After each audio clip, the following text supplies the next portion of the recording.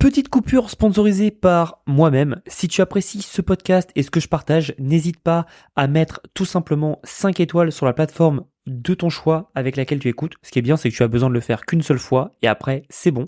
Et autrement, si tu veux échanger avec moi, n'hésite pas à rejoindre mon Telegram. C'est un canal privé où je partage tous les dessous de mon business et mes pensées au jour le jour. Et tu peux même échanger avec moi-même. Donc si tu es partant pour ça, n'hésite pas à rejoindre sur www.blogriche.com/telegram. blogriche.com/telegram. Merci et je te laisse avec le podcast. Salut à tous, j'espère que vous allez bien. Bon, je suis plutôt content parce que je vous tourne cet épisode dimanche 28 octobre, je crois. Et je suis content parce que je reviens tout simplement de passer une journée hier à Tampa. Donc Tampa, pour ceux qui ne connaissent pas, c'est une ville sur la côte ouest de la Floride, à 1 heure d'Orlando tout simplement, et il y a la plage et tout. Enfin bref, c'est vraiment une ville sympa. J'avais d'ailleurs pensé à déménager là-bas, et pour l'instant je me suis dit, on va rester à Orlando. Je pense qu'il y a encore pas mal de petites choses à faire à Orlando, et puis c'est que 1 heure, quoi, donc c'est pas si loin que ça, et j'aime beaucoup Orlando, donc voilà, on reste sur Orlando pour le moment. Mais en tout cas, c'est assez intéressant parce que j'ai échangé avec pas mal d'entrepreneurs. Alors, je vous remets le contexte. Avec ma copine, on a décidé tout simplement de lancer un podcast où on interviewe des personnes qui ont fait plus d'1 million de net worth. En vrai, ça c'était le postulat de base. En vrai, aujourd'hui, on interviewe pas des personnes en dessous de 10 millions. Donc on a fait 3 interviews, et on interviewe des pointures qui pour vous sont inconnues, parce que c'est des mecs aux États-Unis ou des filles. Notre première interviewée, c'était une fille qui a eu un Emmy Award, etc., etc. Donc c'est génial. Et on m'a déjà posé la question, c'est mais comment tu vas monétiser tout ça? Et ben le but aujourd'hui, c'est pas de faire de la monétisation court terme, c'est de faire de la monétisation long terme. Je m'explique. En fait, le but, c'est de tout simplement pouvoir rencontrer des personnes et d'échanger avec, et de faire ce qu'on appelle du network. Donc moi, c'est très intéressant parce que c'est quelque chose que je veux tout simplement faire à long terme pour commencer à me développer sur le marché américain. Et d'ailleurs, je reviendrai dans ce podcast sur le marché américain. Et c'est pour ça qu'en fait, on a voulu mettre en place ce genre de choses, et je suis super content qu'on ait mis en place ça. Et donc on a fait notre deuxième podcast hier justement. Donc on a interviewé un ami qui est aussi un investisseur. Donc il a commencé à faire du trading, et aujourd'hui il fait beaucoup d'investissements immobiliers avec du Airbnb. Et d'ailleurs on a tourné dans un de ces Airbnb. C'est plutôt pas mal, quoi. C'est des maisons à 1 million minimum, où il fait et il nous a expliqué sa stratégie. D'ailleurs, je vous mettrai les liens à chaque fois sur mon Telegram, donc n'hésitez pas à le suivre, euh, parce que c'est intéressant. Même si c'est en anglais, ça reste très intéressant. Et le mec, en fait, ce qu'il a fait, c'est que il est parti d'un postulat. Il se dit, ok, bah tout le monde fait des Airbnb avec 2 chambres, 3 chambres, 4 chambres. Moi, je vais faire des Airbnb avec 6 chambres, 7 chambres pour accueillir beaucoup de personnes. Et du coup, je serai un peu le seul sur mon marché. Donc c'est assez intéressant, et il le fait pas n'importe où. Il le fait dans une ville qui est Tampa, qui est très demandeur de ce genre de proposition. Donc c'est très intéressant parce que le mec connaît son marché, évidemment.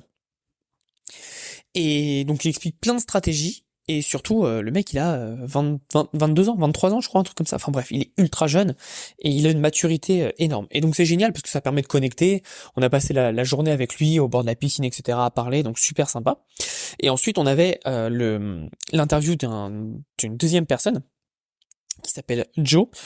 Joe, qui est un très très très bon ami, que j'ai rencontré pas mal de fois. On a fait plein de conférences. Enfin, j'ai fait une conférence, ma première conférence en anglais, c'était avec lui. Il était co-organisateur. Donc, c'est lui qui m'avait invité, très gentil.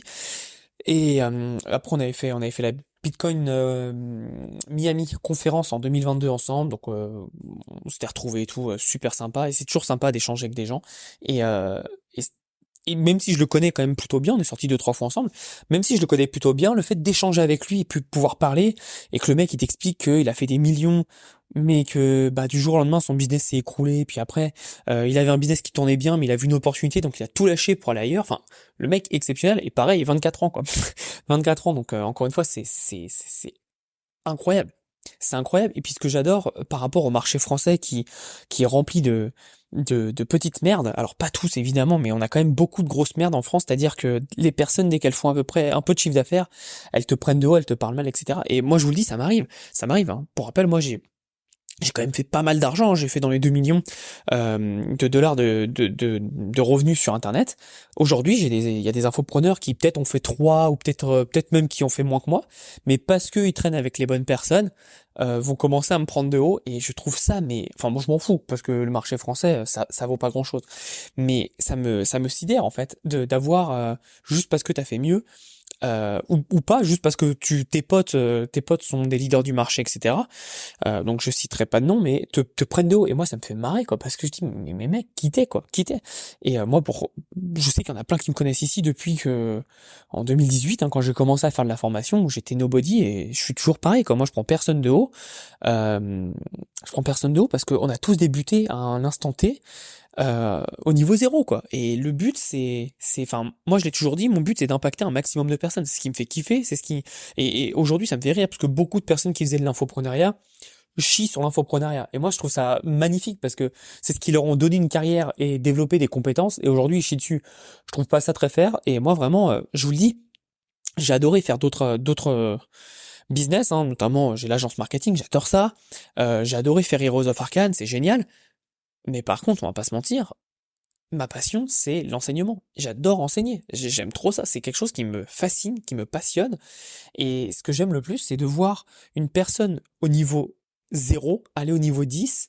Alors évidemment, toi, tu es juste en fait le vent, c'est-à-dire que tu vas aider à pousser la voile. Mais je trouve ça trop bien. Moi, franchement, j'aime trop et ça me motive tellement de voir des gens qui réussissent. Et je sais que aujourd'hui dans le marché français, c'est limite ah bah tu fais que de la formation, c'est pas ouf, tu vois, genre ah t'es un peu une merde. Alors que moi, tu sais, je m'en fous, c'est l'important c'est de kiffer sa vie et c'est pas un manque de si quelqu'un me dit bah moi je veux faire que de la formation, c'est prendrais pas ça comme un manque d'ambition ou pas. Je trouve que c'est juste génial. L'important, c'est d'être heureux. Mais en France, on a toujours ce besoin de se sentir meilleur que les autres. C'est assez drôle. Et donc aujourd'hui, c'est pour ça que moi, j'ai quand même plein de business. Et, euh, et j'adore ça. En fait, moi, j'aime bien jumper sur plein d'autres business, aider des gens sur d'autres types d'industries. J'aide des gens dans des industries dont faut pas trop dire le nom en ce moment, mais je les aide parce que le business model en soi, c'est pas quelque chose qui me fait kiffer, mais c'est intéressant à développer parce qu'il y a toute une mécanique qu'on a développée en amont avec de la création de contenu, etc. Et en fait, c'est les mêmes mécaniques, quoi. Et donc, c'est trop intéressant. Et moi, j'aime beaucoup faire ça. J'en parlerai peut-être un jour de ça. C'est assez intéressant. Et donc, du coup, bon, bref, on a bien échangé ensemble. C'est très intéressant parce que forcément, c'est des gars, moi, ce que j'adore, c'est que c'est des gars qui ont fait des dizaines de millions de chiffres d'affaires. Ils sont d'une gentillesse et d'une amabilité et d'une humilité aussi, mais déconcertante, quoi. Mais vraiment, c'est des mecs qui ont fait plus que vos meilleurs infopreneurs préférés et qui pourtant ont pas le degré de prétention qu'ils ont, quoi. Et ça j'adore, ça j'adore. Et donc super. Après on est dans un steakhouse pour parler, continuer la soirée, etc. Super sympa. Et et donc là, aujourd'hui, je me posais, je faisais un peu un point sur mon année. Comme vous le savez, hein, je m'en cache pas. Moi, je fais une année 2022 très compliquée sur le point de vue personnel. Pour rappel des faits, hein, j'ai une relation très compliquée avec mon ex qui s'est soldée par un braquage dans ma maison, etc. Enfin bref, c'est une dinguerie. Je raconterai un peu plus en détail en live si vous voulez, mais c'est une dinguerie. J'ai eu Heroes of Arcane qui s'est quand même pas extrêmement bien passé, hein. Pour rappel, j'ai eu ma cofondatrice, hein, qui a pris en otage juste avant un lancement d'un pack NFT, qui a pris en otage tous mes réseaux sociaux, enfin mes réseaux sociaux, les réseaux sociaux de la boîte, en menant avec elle donc tous les investisseurs plus toute l'équipe. Donc bref, c'était quand même assez cata. On a quand même malgré ça, et toutes les personnes qui étaient restées, on a quand même malgré tout ça envoyé le jeu en production, etc. Mais bon, c'est en bear market, donc c'était très compliqué, mais mentalement c'est quand même chaud, quoi. C'est quand même chaud. C'était vraiment un des projets les plus durs de ma vie, et vraiment c'était compliqué. Du côté familial, j'ai eu malheureusement des maladies, alors pas moi, mais des très proches de ma famille. Forcément, c'est dur à gérer, et tout ça, plus forcément, j'ai fait all-in sur le jeu aujourd'hui. Moi, je m'en cache pas, hein. Heroes of Arcane, ça m'a coûté de l'argent. J'ai fait un prêt pour développer Heroes of Arcane. Je fais un prêt de 150 000 balles que je continue de rembourser, etc. Et que bon, il y a pas trop de problème, ça va se faire. Mais forcément, quand il y a tout ce qui t'arrive, 2022, c'était compliqué, quoi. C'était compliqué. Il me restait pas beaucoup d'argent sur mon compte en banque. Et je me suis dit, ok, bon bah voilà, c'est une leçon de vie, on apprend. Et maintenant, comment on fait pour repartir et pour repartir bien comme il faut. Donc 2023, je me suis vraiment concentré à tout simplement repartir sur des bonnes bases. Donc c'est pour ça que dès 2023, j'ai commencé à dire, ok, bon, déjà on va changer de style de vidéo. Donc mes vidéos YouTube ont changé, donc forcément elles font plus autant de vues qu'avant parce que c'est moins sexy. Deux, les personnes qui s'étaient abonnées avant pour suivre ce que je faisais, où c'était un peu plus du clickbait, on va pas se mentir, bah n'aime pas forcément. Donc forcément il y a moins de vues. Forcément YouTube, comme il y a moins de vues de mes propres abonnés, pousse moins la chaîne, etc. Mais je m'en fous. Pour moi, c'est la chaîne YouTube aujourd'hui, c'est plus pour trouver forcément des clients. Alors si, on va pas se mentir, je vais pas faire l'hypocrite. Évidemment, le but c'est quand même de trouver des clients, mais c'est surtout aussi pour faire un recueil et avoir du contenu que moi j'estime qui est pertinent et qui peut apporter des choses. Et donc aujourd'hui, ma stratégie là-dessus, c'est d'avoir une partie contenu pour attirer des nouvelles personnes et une autre partie contenu pour solidifier en termes de compétences, de connaissances et donc en allant plus loin dans des sujets. Donc ça, c'est la première chose. Donc c'est vraiment, je suis reparti de là et surtout j'ai dit bon bah déjà on va augmenter les prix. C'est fini les formations à 47 balles, c'est fini les trucs pas chers. Je veux mettre plus cher. Pourquoi pas pour mettre plus cher uniquement, c'est juste pour pouvoir apporter plus. Parce que forcément, je peux pas mettre un moteur de Ferrari dans une Twingo, ok? Donc c'est pour ça que j'ai préféré augmenter les prix pour pouvoir me permettre moi et me donner l'autorisation d'augmenter aussi la qualité. Et donc forcément, ce qui s'est passé, c'est que j'ai perdu beaucoup de clients. Mais ça, je m'en fous. Parce que ceux que j'ai gagnés, bah devinez quoi, ceux que j'ai gagnés ou ceux qui ont fait la transition avec moi ont tout simplement été plus investis et ont eu plus de résultats. Et donc je pense qu'en j'ai jamais eu autant de résultats et de témoignages de clients en aussi peu de temps, c'est-à-dire en une année. Je crois que en une année, j'ai eu plus de témoignages et de résultats de clients que les 5 dernières années. Parce que forcément, ça j'en ai déjà parlé plein de fois, mais quand on vend du pas cher, ben forcément, hein, il y a l'expression américaine qui dit when you pay attention. Quand tu payes, bah tu payes attention. Enfin, tu fais attention en gros pour traduire mot à mot, mais tu fais attention. Et c'est exactement ça quoi. C'est les gens forcément comme ils investissaient plus 30 balles dans une formation qu'ils regardaient même pas, ils investissaient plus dans du 100, 200, etc. Bah forcément derrière il passait beaucoup plus à l'action. Et donc, qui dit passer à l'action, dit aussi mettre en place les actions que j'enseigne dans les programmes. Et forcément, bah, ça a amené des résultats bien meilleurs. Et ça, c'est, comme j'ai dit, moi, c'est ça qui me fait kiffer. Et donc, je me suis beaucoup plus retrouvé. J'en ai pas fini avec l'évolution des prix. Là, comme c'est actuellement, je pense que je vais garder ce système-là avec une petite formation à ce prix-là. Je trouve que c'est justifié. Après, faut pas non plus booster, faut pas non plus déconner. Par contre, dans l'idée, c'est qu'à terme, oui, ça me dérangerait pas de faire des programmes plus chers avec tout simplement des formations directement plus complète aussi, mais plus cher. Et j'aurai toujours aussi cette possibilité d'acheter un peu module par module comme ce que je fais aujourd'hui. Aujourd'hui, au final, quand vous voyez mes formations, c'est un peu comme si vous voyez des modules, mais des modules qui répondent à un besoin précis, à une réponse précise et à un problème précis. Et d'ailleurs, je suis en train d'un peu de réfléchir sur la prochaine thématique de l'année 2024. Je réfléchis parce que les marketplaces j'aime beaucoup, mais j'ai l'impression que j'ai un peu fait le tour. Donc, je suis en train de réfléchir. Comment faire. Est-ce que il y a encore des choses à développer? Moi, je pense que oui. Mais est-ce que mon audience, donc c'est-à-dire vous, voulez plus de choses? Et pourquoi je me pose cette question? Tout simplement parce que j'ai fait un sondage sur le Telegram avec plus d'une centaine de réponses. Et les thématiques qui sont ressorties les plus votées sont le business en ligne, donc formation en ligne, et l'agence marketing. Et ça, c'est assez drôle parce que c'est des thématiques dont je parle très très peu, alors que bah, la formation en ligne, je pense que c'est le business qui m'a rapporté le plus d'argent. Et c'est vrai que c'est pas quelque chose que j'en parle énormément. Donc c'est assez rigolo quand j'y pense. Donc c'est pour ça que je suis en train de me poser les questions et on est en train de faire des petits tests avec les équipes pour voir si ça vous plaît vraiment. Et comment on sait ça? Bah, c'est avec votre porte-monnaie, quoi. C'est ça le plus important. Donc on est en train de regarder, on est en train d'analyser, voir ce qu'on peut faire. Parce que moi, le but, c'est toujours aider le plus de personnes. Et c'est vrai que l'agence marketing, j'en parle très très peu. J'ai sorti une formation en 2020 que j'avais adoré, qui était Agence Express, avec plus de 12 heures de formation qu'on avait fait mis en live, mis derrière en formation.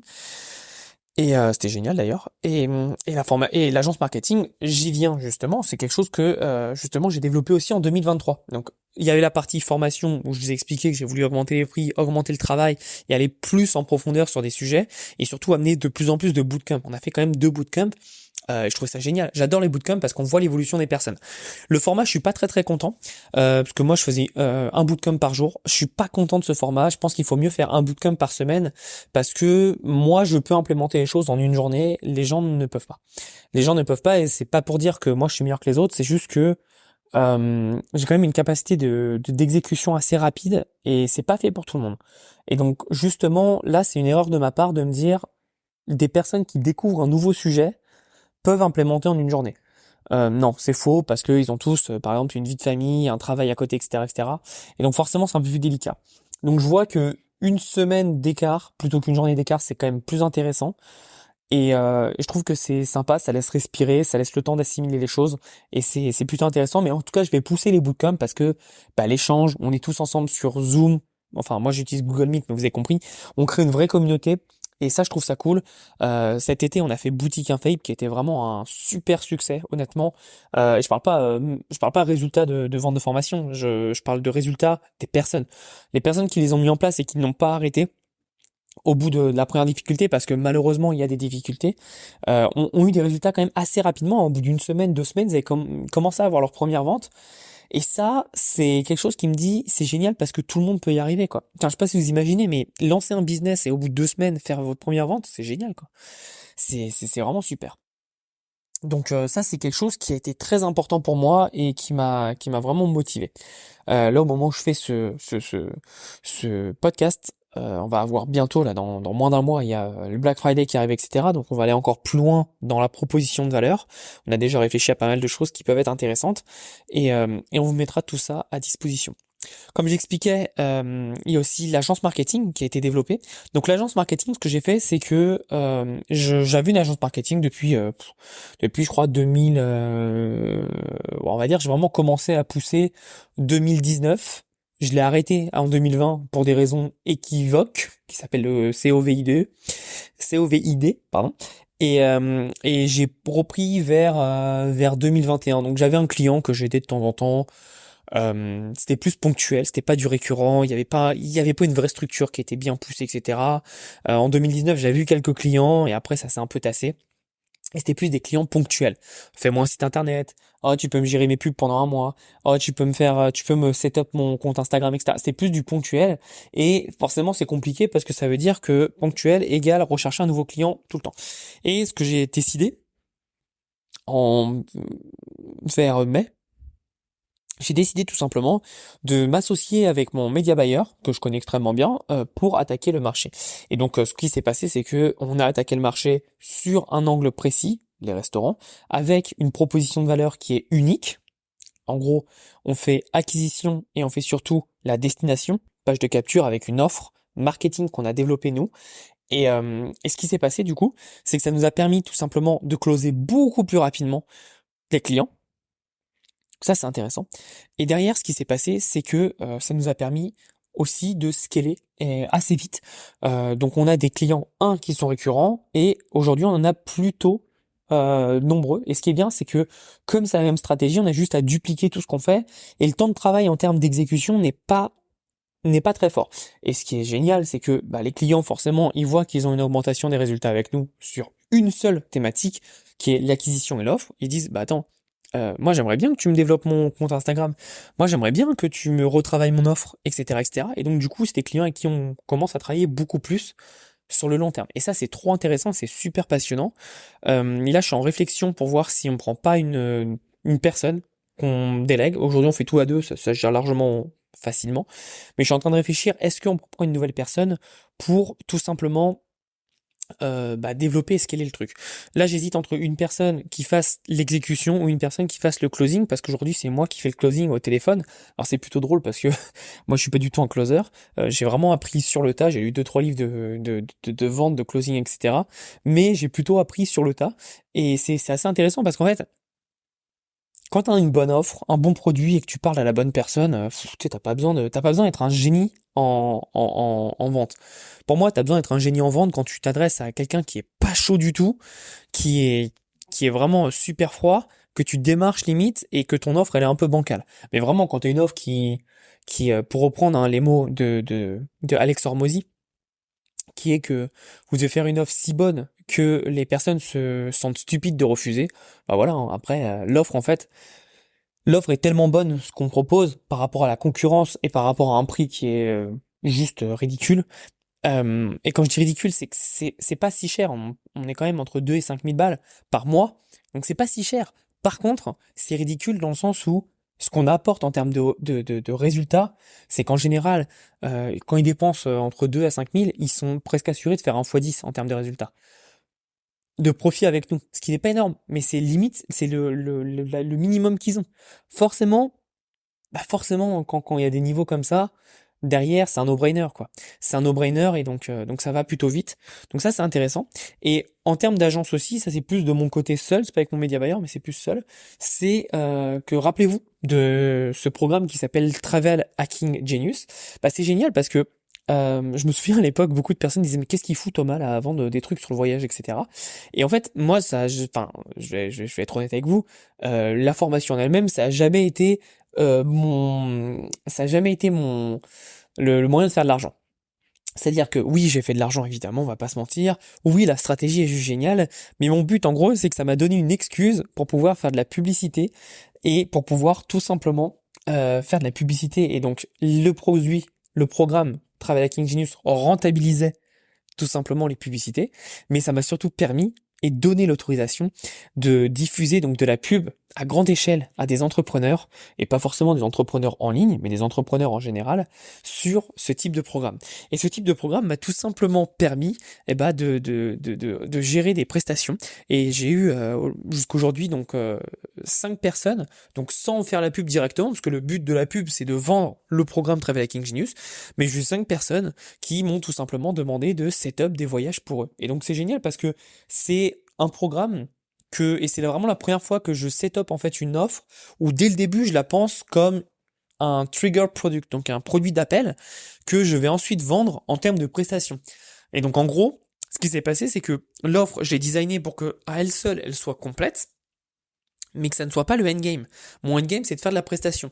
Et c'est exactement ce que j'ai fait. Donc j'ai eu un entrepreneur chypriote, je crois, chypriote, qui parle français évidemment, qui m'a demandé de lui set up un voyage pour lui et sa femme pour leur anniversaire de mariage. J'ai eu des Français, et j'ai eu aussi un Américain, et pareil, qui parle français, etc., qui m'a demandé de setup. Alors l'américain c'était le plus facile parce que il avait une société aux US, American Express, etc. Donc forcément on a pu bien plus s'éclater. Mais en fait c'est génial. Et moi c'est quelque chose que j'adore de voyager, de faire des voyages, etc.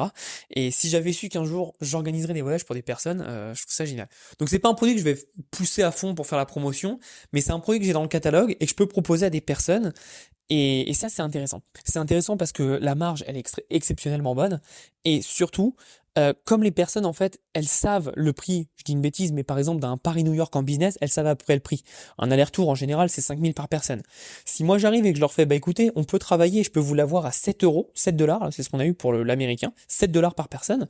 Bah du coup en fait ta marge tu peux bien plus manger, c'est-à-dire que en gros juste pour réserver 2 billets d'avion, j'en ai eu pour j'ai facturé 1000, je crois 1200 dollars pour leur facturer des avions. Et là tu vas me dire mais attends mais c'est quoi l'intérêt? Parce que eux ils payent quand même 1200 au total. Bah ouais mais versus 10 000 ça fait presque divisé par 10 les coûts, donc forcément qu'ils sont ok pour payer. Et ça c'est intéressant, donc c'est aussi un produit, et je pense que je pourrais encore aller plus loin avec ces services, puisque comme il me permet de connecter avec des gens qui ont de l'argent, je pourrais encore plus même travailler ces personnes-là pour dire hey, si tu veux que je développe tes business grâce à mon agence marketing, c'est possible. Donc je suis en train un peu de poser les jalons aux États-Unis, et ça c'est intéressant. En termes de formation, on n'a pas forcément fait une énorme année. J'ai fait un peu pareil que, je crois, 2000. Attends, je réfléchis, 2019 ou 2020? Je crois que c'est pareil que 2020. 2021 était une très très bonne année pour moi, mais je crois que je fais pareil que 2020. Ce qui est pas fou, ce qui est pas génial, mais ce qui est pas mal.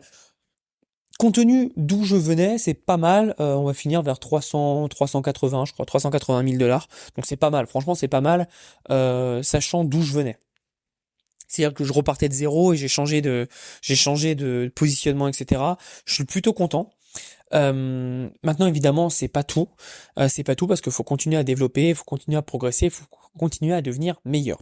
Ce qui s'est passé aussi, c'est que là, on est en train de mettre en place le marché américain. Alors, marché américain sur la formation, je l'ai sous-estimé un truc. C'est ma capacité justement à mettre en place. Autant sur le marché français, je suis extrêmement rapide. Autant sur le marché américain, waouh, compliqué.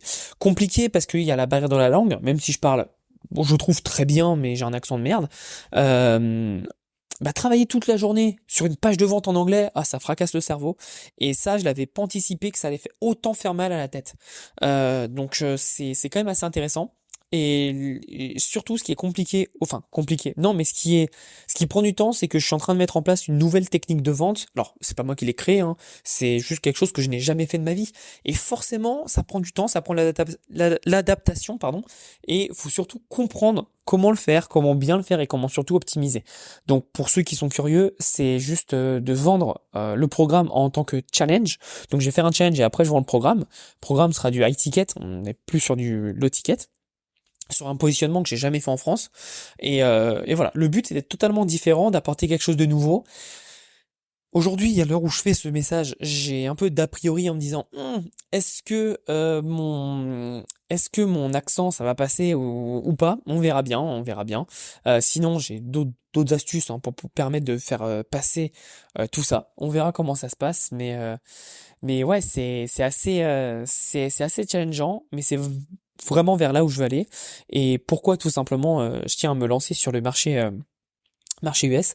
C'est tout simplement la suite d'une conversation que j'ai eue avec ma copine, qui est américaine, et elle m'a dit écoute Thomas, je te vois bosser comme un fou sur le marché français, et je sais que t'adores le marché français, il y a même pas de débat là-dessus. Fait par contre, je peux t'assurer que en travaillant autant sur le marché US, tu ferais x4. Ou au moins x3. J'ai fait, elle a raison, il y a même pas de débat, c'est go. Et ça a toujours été quelque chose que j'ai voulu faire, développer le marché US. C'est un challenge quand même parce que de vendre sur enfin sur un marché où tu n'es pas, c'est pas ta langue principale, etc. C'est quand même un certain, comment dire, c'est quand même un certain challenge, mais j'ai envie de le faire. Et surtout, c'est quelque chose qui m'éclate. C'est quelque chose qui m'éclate. Alors j'entends tous les Français hein, qui diront ouais, mais attends, le mec il vend que de la formation. Ouais, mais de la formation, donc, quand c'est pas ta langue, c'est quand même un certain niveau et surtout le but c'est d'avoir des résultats qui impactent les personnes, encore une fois. Donc voilà, c'est l'aventure. Je tiendrai au courant comment ça se passe. Je pense pas que ça va être facile honnêtement. Je pense que ça va être vraiment challengeant, mais je vous partagerai les hauts les bas comme d'habitude, hein. Moi, vous savez que contrairement à beaucoup de personnes, je n'ai pas grand-chose à cacher. Et euh, et donc voilà, et puis pour le marché français, je pense qu'on va un peu retravailler l'acquisition. Je suis en train de réfléchir à comment je peux structurer l'entreprise pour avoir plusieurs types d'offres, plusieurs types d'accompagnement, et euh, pour pouvoir tout simplement remettre en perspective tout ça. Et une fois qu'on a bien set up le marché français, le marché US, que l'agence marketing roule toute seule, et ben qu'est-ce qu'il nous reste à faire? Il nous reste à encaisser, 2 payer les taxes, ça, c'est important, mais 3 surtout, c'est investir. Et donc là on est à la case investissement. Donc 2020, moi, mon but ça a été de reconstruire mon compte en banque, puisque comme je l'ai dit, on est parti début 2023. Je dis 2020 je crois, mais non 24 du coup. Mais ouais, 2023, on a commencé avec pas beaucoup d'argent, hein, moins d'une dizaine de milliers d'euros sur le compte de la boîte. Ça fait mal, c'est compliqué, ça fait très mal.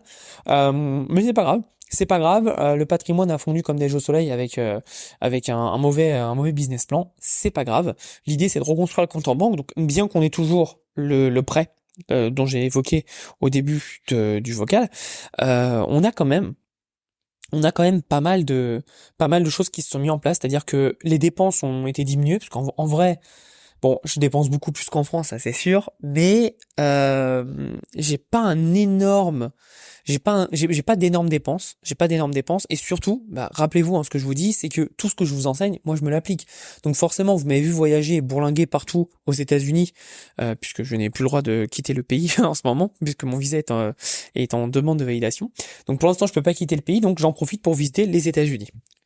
Et comme je vous l'ai dit, tout ce que je vous enseigne, je l'applique. Donc toute la stratégie Travel Hacking Genius, évidemment, je l'applique. Donc, par exemple, je suis allé pour mon anniversaire à San Francisco, je crois que ça a coûté, le billet d'avion, il a coûté 20 balles, un truc comme ça. On a loué une voiture pour pareil, 20 balles la journée, et puis on était au Ritz-Carlton, on a été upgradé ensuite, grâce aux stratégies, évidemment. Je crois que ça a coûté 150 euros la nuit. Enfin, c'est ridicule, quoi. Ridicule. Et bah, forcément, ça coûte pas si cher, quoi.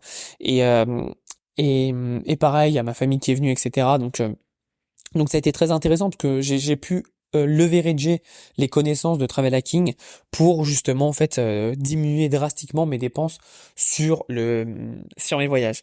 Et mine de rien, le fait d'avoir fait ça, plus de développer la partie miles, bah ça m'a fait en fait ne pas dépenser énormément d'argent. Et ça c'est plutôt cool parce que ça a permis de reconstruire mon mon compte en banque beaucoup plus rapidement.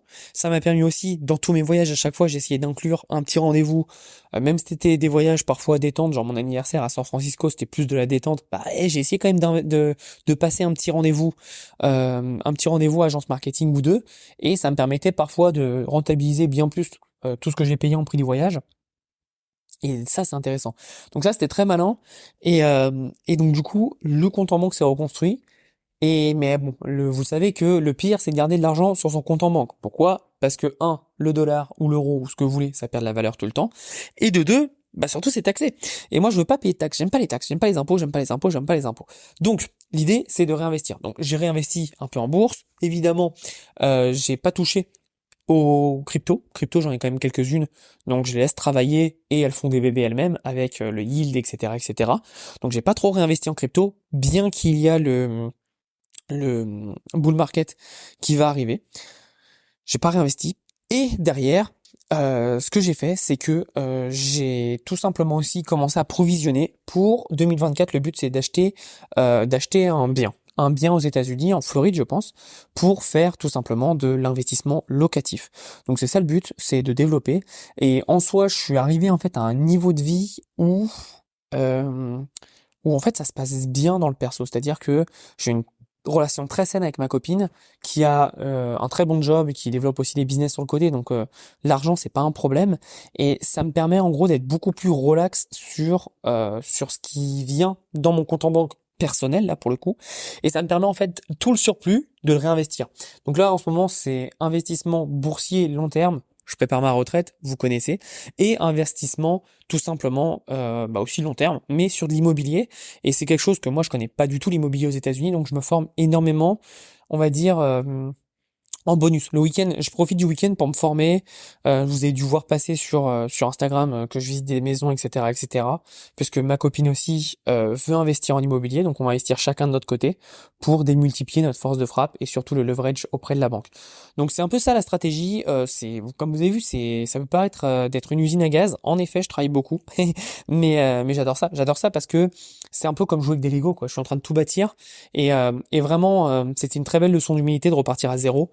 Euh, grâce ou à cause d'Heroes of Arcane, je dirais plutôt à cause, mais Heroes of Arcane m'a permis quand même j'étais un peu pas dans une complaisance, mais non, pas complaisance, parce que c'est quand même, non, j'ai jamais été complaisant, mais par contre, j'étais un peu du style, ouais, bah c'est pas si dur, quoi. C'est pas si dur, ouais, jusqu'à ce que t'as des vrais problèmes, tu dois mener une vraie entreprise, quoi. Parce que, et encore une fois, je veux pas faire partie de la team qui crache sur les formations, mais je veux dire, créer une formation en termes de gestion, personne, client, etc., c'est pas très très dur. Gérer des équipes, gérer du gros budget, c'est plus le même débat, et c'est un peu plus compliqué. C'est un peu plus compliqué, mais en tout cas, c'est des autres problématiques, mais qui m'ont permis de développer et d'avoir beaucoup plus de connaissances en fait sur mon travail au quotidien. Donc ça, c'est assez intéressant. C'est vraiment assez intéressant. Et de toute façon, enfin moi, je suis toujours quelqu'un de très optimiste, c'est-à-dire que tout ce qui t'arrive dans ta vie, c'est pour une raison. Il y a une raison. Alors, je suis pas très très très croyant, donc je vais pas commencer à parler de Dieu m'a mis sur ce chemin pour une raison. Je pense que c'est plus le hasard et plus la vie qui développe le fait de tout ce qui t'arrive, c'est pour une raison et ça te permet de progresser. Et en gros, peu importe ta situation aujourd'hui, c'est le fruit de tes décisions que tu as prises à une époque. Et à cette époque-là, ces décisions, tu les as prises, étaient les meilleures pour toi. Alors évidemment, ça arrive de faire des erreurs. Et moi, 2022, j'ai fait une pile d'erreurs. Mais vraiment, je pourrais faire un menu best-of. Mais à ce moment-là, j'étais pas bien mentalement. J'ai fait plein d'erreurs. J'étais stressé. Je vous en ai parlé. Moi, j'ai pas peur.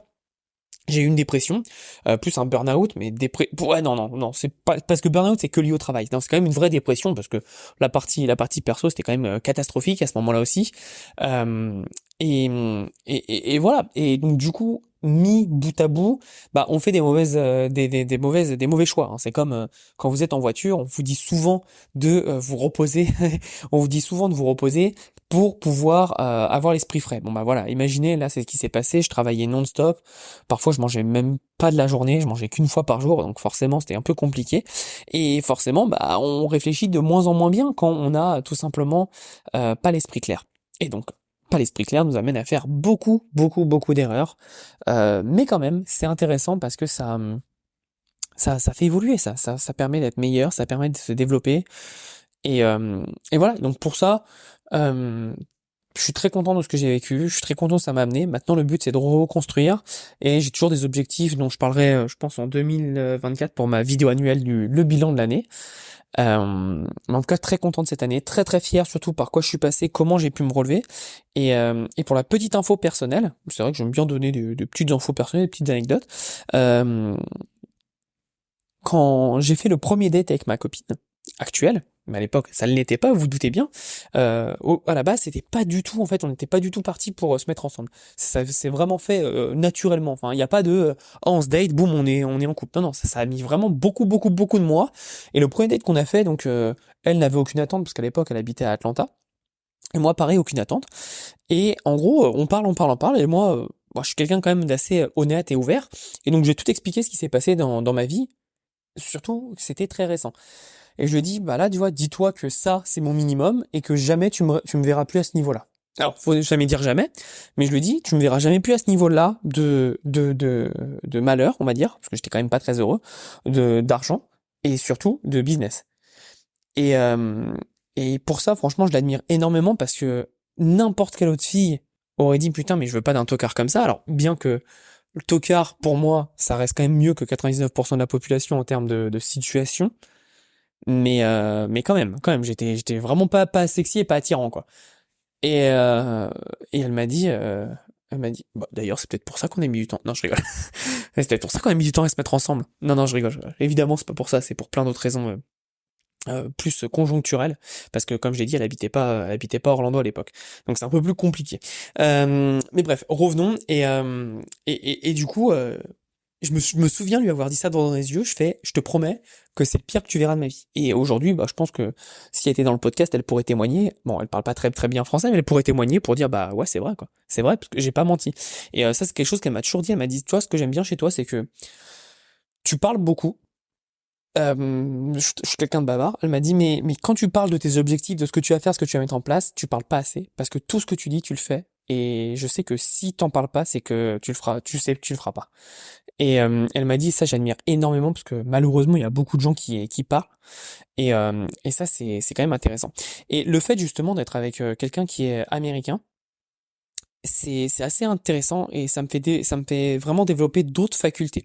Alors jamais j'aurais pensé ça. Et alors évidemment je progresse mon anglais, mon accent anglais est bien mieux qu'avant. Alors ça reste toujours de la merde, mais il reste bien mieux qu'avant. Mais par contre ce qui est intéressant, c'est la confiance en soi. Moi, vous savez, je vous ai toujours dit, ouais, moi, je suis quelqu'un de normal. Il y a 7 ans, j'étais au SMIC, etc., etc.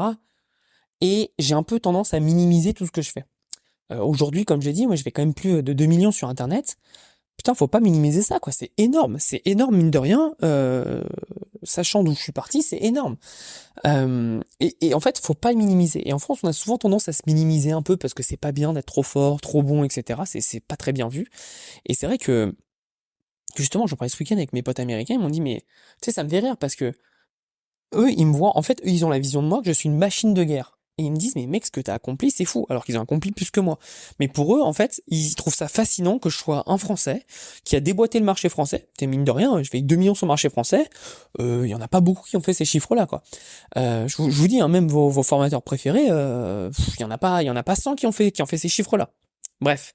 Et, euh,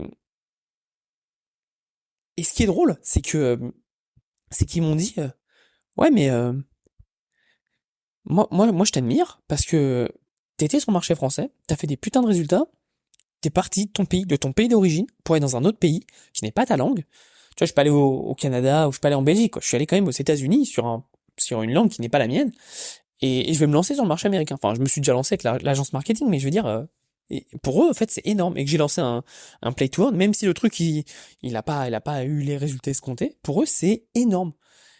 Et c'est fou parce que pour moi, en fait, comme je l'ai vécu, pour moi, j'ai aucun mérite. Si, mais je veux dire, pour moi, ouais, ça va, tu vois, c'est cool, mais ça va. Et c'est super intéressant de voir la vision qu'ils ont de ça par rapport à la vision que moi j'ai.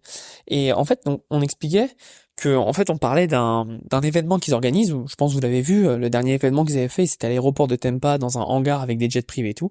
Il y avait 700 personnes. Et ils m'ont dit, tu sais, c'est drôle parce que quand tu parles de toi, t'as l'impression que, tu sais, en fait, moi, quand je parle un peu de moi, tu sais, j'ai un peu l'impression d'être le petit français qui débarque, etc. Ils me font, mais arrête de penser ça. Ouais, t'es français. Mais comparé à toutes les personnes qu'il y avait, je t'assure que t'es dans le top 10, top 15 des personnes qui étaient là, quoi. Il y a la moitié des personnes, t'as l'impression qu'ils brassent des milliards, mais les mecs, ils ont même pas fait 100 000 balles sur Internet, quoi. Et en fait, il me dit, ça c'est très américain, en fait, ils m'ont expliqué. Et ça, c'est très bien justement, comment dire, de traîner avec des Américains, des entrepreneurs américains, et même avoir ma copine qui a monté des entreprises, elle a levé des fonds, etc. Euh, ils ont un truc que nous on n'a pas, c'est ils ont confiance en eux. Même s'ils ont rien fait, ils ont confiance en eux et ils ont pas peur de dire voilà, moi je vais faire ça, ça, ça, ça, je vais le faire, etc. Et ils vendent très bien. Ils se marketent eux-mêmes très bien. Et moi, c'est quelque chose que je dois apprendre, que je dois travailler dessus. Alors en France, c'est vu par malheureusement de la prétention, etc. Je pense pas que ce soit de la prétention. Moi, la vision que j'ai, c'est, je pense pas que tout doit être de la prétention. Évidemment, certains sont prétentieux. Mais si aujourd'hui je vous dis, bah voilà, moi j'ai quand même de l'expertise dans la vente de formation, c'est pas la prétention, quoi. Je peux vous baquer ça avec mes chiffres. Et pour moi, à partir du moment où vous pouvez baquer ce que vous dites par des chiffres, par des actions que vous avez accomplies, etc., etc., bah derrière, c'est pas de la prétention, c'est juste, vous êtes sûr de vous-même, vous connaissez votre valeur. Et c'est quand même très attirant d'un point de vue commercial, mais aussi d'un point de vue personnel, d'être sûr de votre valeur et de savoir ce que vous pouvez apporter à quelqu'un. Et ça, je suis en train d'apprendre beaucoup avec eux. Et je sais que de plus en plus, je vais pouvoir les contacter et je vais pouvoir apprendre ça au jour le jour et l'implémenter dans ma vie. Donc encore une fois, je vous le dis en amont, hein, ça sera pas de la prétention si je commence à vous dire des choses, mais mais voilà. Et en fait, ils me changent ma vision. Et par exemple, là, j'étais en train de faire un call avec un coach et c'était pour un programme pour implémenter une certaine stratégie dans un business. Et en fait, le prix est assez élevé, hein, on parle 5000 balles quand même. Et normalement, je me serais posé 4 milliards de questions. Je me serais dit, ouais, t'es sûr, parce que c'est beaucoup quand même, etc., etc. Et là, je me suis assis et je me suis dit, mais Thomas, c'est quoi le prix en fait de pas passer à l'action? Et c'est bien plus que ça. C'est bien plus que 5000 balles. Le prix est beaucoup plus élevé. Et donc en fait, j'arrive à avoir une meilleure vision entrepreneuriale de ma vie, perso comme pro. Et ça, c'est très intéressant. Je reviendrai dans d'autres podcasts par rapport à ça, mais c'est très très très intéressant. Donc voilà, je vous ai fait un peu le tour de ce qui s'est passé cette année pour moi, d'un point de vue perso comme d'un point de vue pro. J'ai quand même été assez intime là sur ce podcast, mais j'aime bien ça, c'est intéressant. Et comme vous voyez, enfin, j'aime bien tout vous partager. Comme d'hab, hein, ceux qui sont là, vous mettez le petit dinosaure, hein, comme ça montre que vous avez écouté. Il y en a pas beaucoup qui le font, mais c'est toujours intéressant. Et, euh, et voilà, vraiment, à la différence de beaucoup de personnes hein, qui sont très opaques sur les chiffres, qui expliquent pas ce qu'ils font, etc. Moi, vous savez que j'explique tout, je parle de tout, je monte mes hauts, mes bas, j'ai aucun problème avec ça. Et surtout, ce qui est intéressant, c'est que euh, pour certaines personnes, je suis une merde. Pour certaines personnes, je suis un génie. Pour moi, je pense que je suis juste moi-même et surtout que je suis très très loin de ce que je veux accomplir. Et en fait, ce qui est bien, c'est que, comme je vous l'ai dit, les personnes qui misent sur moi aujourd'hui, en fait, elles ont la chance de pouvoir miser sur moi et derrière, elles vont avoir le retour en fois 100 000. Parce qu'en fait, tout ce que je mets en place dans mes business, je vous le redonne derrière, que ce soit par contenu gratuit ou même par les formations, qui honnêtement, et je le redis encore une fois, le prix par rapport à la valeur, c'est juste ridicule. En fait, toutes mes formations, on s'en fout du prix, elles sont gratuites. Parce que tout ce que je vous mets en place, tant que moi j'ai pas fait 10 000 balles avec, je vous le présente pas. C'est ma règle que j'ai mis. À la base, c'était 5 000, on est monté à 10 000, d'accord? Et si moi je mets 10 000, sachant que c'est même pas moi qui fais, dans le sens où c'est mon équipe, et moi j'évoque la stratégie, je la développe, mais c'est pas moi qui la mets au quotidien, mais Si, imaginez que nous, on n'a pas qu'un seul business qui tourne, on arrive à faire 10 000, si vous, c'est votre seul focus, putain, mais en vrai, vous tapez les 100 000 facilement, facilement, facilement, facilement. Et beaucoup de personnes, en fait, ont ce problème aujourd'hui dans mon audience, parce que mon positionnement à la base était pas bon, qui est que, ah oui, mais une formation sur la page de vente, il a dit qu'on peut faire 300 euros par mois, par exemple. Donc ça sera que 300 euros par mois. Putain, mais voyez plus grand. Arrêtez de croire que un business, c'est simplement un complément de salaire. Enfin, j'utilise plus d'ailleurs ce mot complément de salaire. Je l'utilisais avant quand j'avais des trucs à 37 balles. Mais aujourd'hui, je ne veux pas vendre des compléments de salaire. Je veux vendre des vrais business qui vous fassent gagner du vrai cash. Alors oui, ça demande de l'investissement personnel en temps et en argent. Oui. Mais à un moment, putain, vous voulez quoi? Est-ce que vous voulez toute votre vie à rester dans votre entreprise, à avoir vos 5 semaines de vacances et à être augmenté en dessous de l'inflation tous les ans? Ou alors est-ce que vous voulez vraiment progresser, développer et kiffer votre vie? Est-ce que vous voulez vraiment vivre? Bah ouais, bah pour ça, ça demande des sacrifices. Et je referai un autre podcast pour vous parler des sacrifices parce que c'est quelque chose qui est tellement sous-coté, mais vous n'avez même pas idée en fait de sacrifices. Et beaucoup de personnes veulent avoir la vie de rêve sans les sacrifices. Laissez-moi dire quelque chose. C'est une phrase que j'ai vue sur Instagram. Alors je vais la dire de façon très nulle parce que c'est en anglais, il faut que je la traduise en français. Mais en gros, c'était: une vie facile au quotidien vous apportera une vie difficile sur le long terme. Et une vie difficile au quotidien vous apportera une vie facile sur le long terme. C'est à vous de voir ce que vous voulez. Est-ce qu'aujourd'hui, vous êtes bien quand vous rentrez du travail, vous êtes content, vous regardez la télé, là, touche pas à mon poste, ou je sais pas, ou les anges de la télé-réalité, ou je sais pas ce qui existe, parce que je regarde pas la télé, et surtout pas la télé française. Euh, et vous êtes content, vous voyez votre famille, vous partez à Béton-Bazoches en vacances comme tous les étés, ou alors vous vous dites putain, en fait, je vaux vraiment mieux que ça, et donc au lieu de faire la télé, bah vous coupez la télé et vous remplacez ça par du contenu, de la formation, de l'implémentation. Et en fait, au bout de 2, 3 mois, 5, 6, 1 an, en fait, votre vie a complètement changé. Et au lieu d'aller à Béton-Bazoches, bah vos enfants ils disent ouais papa ou maman, j'aimerais bien aller à New York. Ok, on y va. Pas de souci, on y va. Ah, j'aimerais vraiment bien aller à Dubaï. Bah ok, on y va. J'aimerais bien visiter Singapour. Mais ok, on peut y aller. Ah, j'ai pas envie de travailler aujourd'hui. Est-ce que tu peux passer un peu de temps avec moi, papa ou maman? Oui, je peux. Je peux me le permettre parce que je suis mon propre patron. Alors encore une fois, je dis pas que ça arrivera à tout le monde à 100% du temps. Je pense que 100% des personnes ne sont pas faites pour être entrepreneurs, clairement. Ça demande tellement d'investissement, de remise en question permanente. Beaucoup d'ailleurs d'entrepreneurs l'ont pas, cette remise en question permanente. Et aujourd'hui, c'est à vous de savoir ce que vous voulez faire. Et surtout d'être passionné. Soyez passionné par ce que vous faites. Ne faites pas les choses pour l'argent, parce que sinon vous créez juste un autre job et vous serez mauvais et quelqu'un passionné vous déboîtera. CF, mes autres podcasts.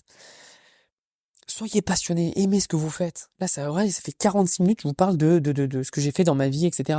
Vous croyez que ce podcast, il est pour vous? Il est pas pour vous, il est pour moi. À base, il est pour moi, je vous explique moi ce que je fais, mais c'est surtout un moyen pour moi de réaliser tout ce que j'ai accompli. De faire le point, de faire un peu le bilan, même si l'année est pas finie, et de me dire, waouh, pas mal, ok, cool.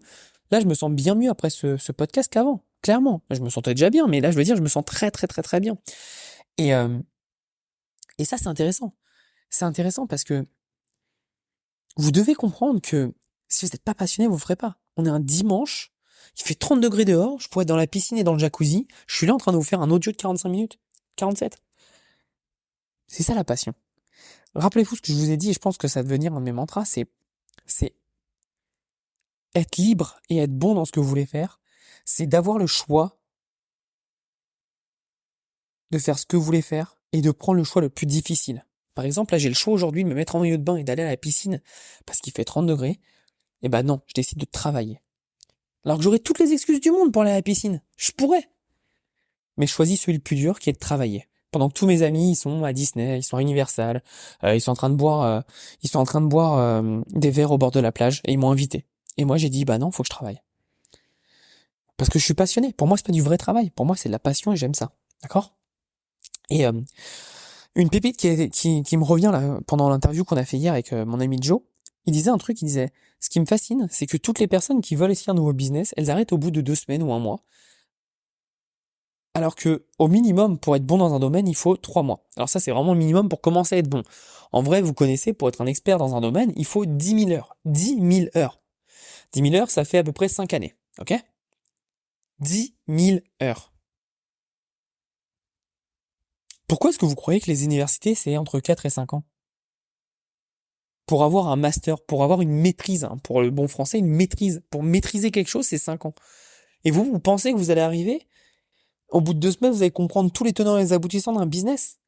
C'est normal que vous n'y arrivez pas si vous abandonnez au bout de 2 semaines. Normal. Pour prendre un exemple qui est arrivé récemment, j'ai présenté une formation qui s'appelle Boutique Infaillible où j'explique ma stratégie sur eBay. Donc c'est la mienne que je mets en place, qui marche, etc., etc. Bon, pas de secret, tous ceux qui la mettent en place correctement ont des résultats. Ceux qui la mettent en place pas exactement comme il faut disent ah ouais mais ça marche pas. Bah oui mais c'est normal, c'est pas ma stratégie.